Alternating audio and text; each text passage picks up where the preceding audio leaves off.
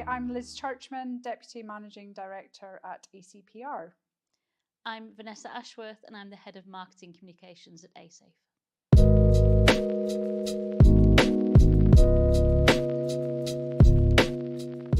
So thank you for taking some time, Vanessa, to have a chat. 12 months. 12 months. Yeah. Where's the time gone? Where's it gone? Yeah, it's been a whirlwind. Yeah, it really has. But in terms of thinking about 12 months ago and the role that you came into at ASAFE, what were some of those first priorities or that top priority that you wanted to get going? Yeah. So when I first joined, the team didn't have a leader, a recognised leader, and they were very much being used by the business to deliver to their commands. So it was a very reactive team. And it didn't therefore have the strategy or the plan. They were very, very busy working really, really hard and creating some really great kind of marketing content. But it was kind of more sporadic. And I thought, obviously, we need a strategy, we need a plan, we need to kind of make it all work together and be amplified. But what I wanted to do, whilst I got to know the team and got to build that plan, I thought what I could do straight away is work on that visibility, credibility and memorability, get the PR machine rolling so that could be rolling and getting us that visibility and credibility whilst we back at HQ worked on the strategy and the plan and got the team in shape to start delivering it. Yep, and the best call you made, of course. Absolutely. What inspired the 40 to 4.0 campaign? Was that part of the discussions with the team? How did that come to fruition? So in preparation for the interviews for the job, I had various discussions and looked online and researched ASAFE and saw that they wanted to start talking about Industry 4.0 and talk about technology and active technology in the products and transition the company from being more than safety barriers. So I started talking about Industry 4.0. And then when I joined ASAFE, that's when I learned that we were about to move into our 40th year of business. And so then it's kind of, we wanted to celebrate our 40 years, but I wanted to make it meaningful as a sales message as well, rather than just we've been in business for 40 years. And so we tied the 40 to the 4.0 to say, well, this is where we've come from, a quick overview of all the innovation and the progress that the company had made, but very much future facing. This is where we're going. It's all about technology, it's about data, it's about turning hardware into insight. And so that's where that campaign was born. Brilliant. If we think about the credibility that we've been building over the last 12 months or so, are there any standout moments for you? So the reason why that was important on that credibility part is because we are changing the market, we're changing the message. So it's, like I say, it's turning the hardware into insight, and that doesn't happen overnight. You've got to tell the story and get that credibility, so then people will listen to that message. Standout moments, I don't know, we've had some really good coverage in some nice titles. And not just the 150 words, but we've had double page spreads or 6 pages, I think, in one in one article. And of course, what has happened as we started that PR machine rolling is that now magazines are calling us and asking us for our view and our opinion. They want a spokesperson from ASAFE to be involved in the big stories. And I think, obviously, that wasn't happening 12 months ago. It's happening now, and we're getting more and more of that. So. Yeah. And I think that, in terms of the approach that, from what we have understood, the approach before was very much, we have to pay to play. We don't necessarily have that opportunity to secure that kind of coverage without paying some money or having that commercial agreement. And we've come such a long way from that approach in the fact that we're now, as you say, having magazines approach us, asking for our commentary. And I think that goes to the testament of the original ideas that we're creating as a team. Yes. Because we know that they're they're going to resonate with those magazines' readers. The journalists want to cover it. They trust what we're going to produce. It's not going to be sales pitches. It's actually going to be genuine thought leadership. It's content that we know our customers need. It's not content that we're trying to sell something. Yeah. We understand who our customers are. We understand what their issues are. We understand what are the issues in the news. Yeah. And it's having a view and an opinion and expertise in that has helped us cross that line. Yeah. It's not, we've got this product that we want to show to you. Yeah. Because I think then if we did that, we'd definitely have to pay for that space. Yes, absolutely. And I know you talk a lot about like, know and trust. And I think that over the last 12 months, we've been very much focused on turning up all the time, being that consistent voice, being that regular voice as well. I mean, how much of, that's such an important role that we've got in terms of getting that message out there. Yeah, and obviously we sell safety, we sell workplace safety. So trust is essential. Yeah. And having that trust also from the media outlets, from journalists, from the associations and the industry bodies is essential. Yeah, absolutely. So Vanessa, the executive profiling program that we've been running, how much of a role does that then play in that brand visibility, the credibility, etc.? It's really important, and it's important for kind of customers at every level, whether it's the kind of warehouse manager right up to C-suite. Because you want to know who's behind the brand. So it gives the company a face and it gives the company a personality. But also we want to elevate that conversation as well from barriers, which are very visible and tangible, to the insight, the data, the technology.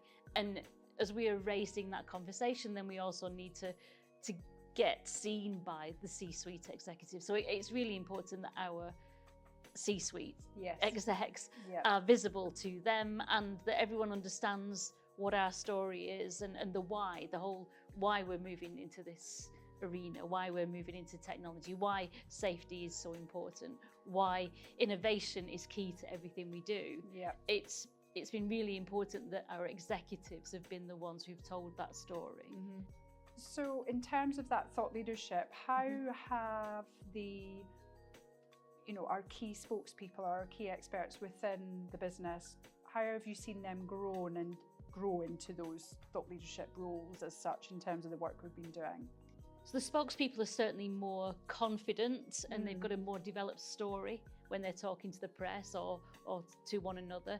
It's been really nice to see the influence that they've had on the subsidiary leaders and the sales teams around the world, that they're also stepping up and being more visible as well. And what we have seen as well is we've had more invitations, or they've been invited to sit on panels or to speak at events as well. So that's been a really nice result. Yeah, absolutely.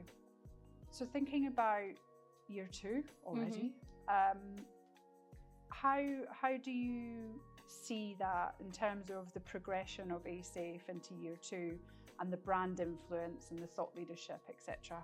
How does that manifest itself kind of going into year 2? What's possible, do you think? What's possible? We have definitely seen a snowball effect. So we were kind of slow starting, but now it's really gained momentum. So we're definitely going to have much more thought leadership. But I think that's going to develop into different types of media. So I think we will get more invitations to speak on stages. So we've seen a snowball effect with everything that we've done with the PR. At first it was slow starting, but we've gained momentum and we're getting more and more people contact us for thought leadership and for opinions.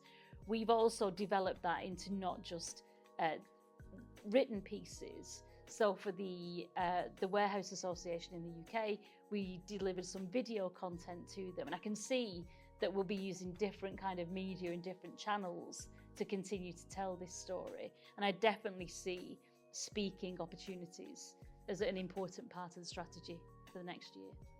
And how, in terms of that executive profile, we've just been talking about that, how again could we see us elevating that in some way in terms of making sure that we get the C-suite it's about that visibility and that credibility, but it's also about attaching ourselves very firmly to some of those commercial outcomes that we want to deliver for the business.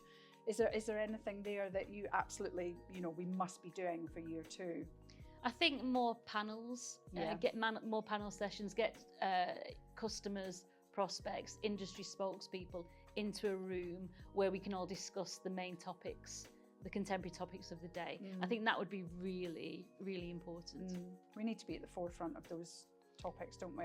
Well, it's thought leadership. It's what's coming next. It's not just about what's happening now, but where is the industry going? What are the challenges that we're going to be facing in 2026, 2028, 2030? So that we're all on the same page and we're developing the right products to solve the problems of tomorrow. Is there a defining moment, if we get to the end of year 2, what that defining moment of success might look like? Oh, I don't know. No? I just threw that in there. Yeah, don't know. Yeah. Vanessa, marketing director. Yes, absolutely. As you know, I'm a really big believer in building the brand rather than performance marketing. But I'm always challenged. What value is it bringing to the company? Because people want to see that attribution. So go on. So going back very much to visibility, credibility, memorability, if we think back to 12 months ago in terms of your share of voice in the market, it would be safe to say that it was fairly minimal. Yes. What we've been focused on is getting more eyeballs on the brand through the earned media activity that we've been doing, through the owned media activity that we've been doing. And that share of voice has increased. Yes. Fact. Okay? Yep. If you look at your nearest competitors, they are nowhere... Which competitor? Absolutely. They are nowhere near where ASAFE is. And we just need to make sure that we keep that momentum going.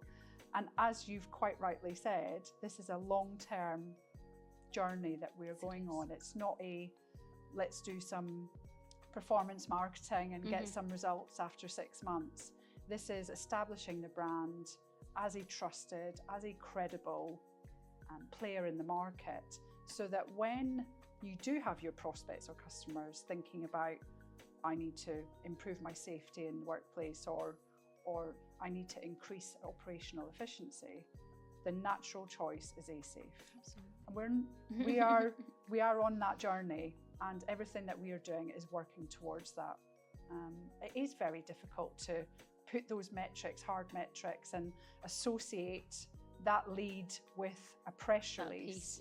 However, we have the UK sales director talking about, the best ever quarter, and he talks about, would that have happened if you hadn't been doing all of that work in the background in terms of that visibility and that credibility? There you go. So we've just been working quite hard on the communication strategy with you and the team. Obviously that's been around the value proposition, thinking about what that is now and what it needs to look like in the future, the ideal customer profiles, the messaging that goes with those profiles. What difference do you think that will make moving forward in terms of how we campaign, how we go out to market? I think it'll make a huge difference. I said a little bit earlier, we need to elevate our message. We need to take us from talking about safety barriers to talking about active technology and workplace efficiency and all those gains and benefits that a customer feels when they work with ASAFE.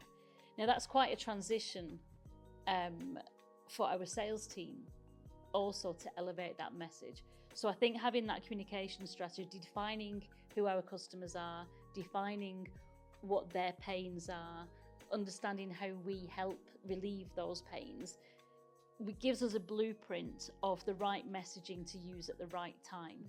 And I think as long as we communicate that effectively throughout the organisation, and it's not just the UK, it's all over the world, we've got to filter these messages right down to everyone at ASAFE, so they know what the message is. So they're not making it up themselves, but we've got a defined value proposition. Absolutely. And it's focused on those customer pain points, isn't it? Absolutely. Yeah. Brilliant. I don't know about you, but I think I speak for everyone at ECPR in terms of the enjoyment we've had over the last 12 months. As cliche as it sounds, it's actually been a real pleasure working with the team, with you and the team. And I think that, you know, when you have those shared values in some respect, or transparency in the communication, you know, we can push back, but you know it's coming from a good place, because all we want to do is get the outcome that you want. Absolutely. And when you have that shared mission, it makes such a difference, doesn't it, in terms of working as one team. I mean, I'm not going to put words in your mouth, but would you agree? Would you? I would definitely agree. No, it's been really easy working with you, and it has been good fun. And it's, that relationship is really essential, so that then I can send you a WhatsApp on a Friday night or, you know, Monday morning at 6 o'clock. I know Lorraine's an early bird like me. We can talk to each other on our way to the gym. So it's really, really, you know, that kind of relationship where we can be honest and open with each other and have a laugh with each other, and it makes the relationship joyous, doesn't it? It really does, and we're all looking forward to seeing what year 2 will bring. I'm sure it'll be even bigger and better. Absolutely, I'm looking forward to it.